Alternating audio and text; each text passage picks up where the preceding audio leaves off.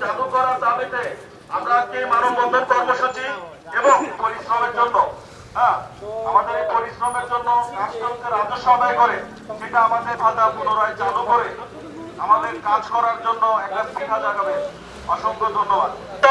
অর্থ মন্ত্রণালয় বন্ধ করে দিয়েছে। আমরা এই বন্ধের দাবিতে আজকে 7 দিন 24 ঘন্টা বেনাপোল পোর্ট খোলা। আমরা অত্যন্ত পরিশ্রম আছে, সারা রাত্রি ধরে তারা কাজ করে সকালে বাসায় ফেরে।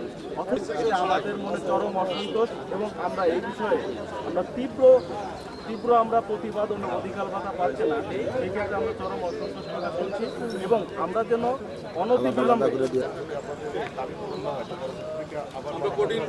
আমাদের যদি দাবি পূরণ না হয় রাস্তার পরে যে আমাদের কাজ করি দীর্ঘ সময় ধরে কাজ করি সেই কাজ আমরা বন্ধ করে দিতে বাধ্য হব।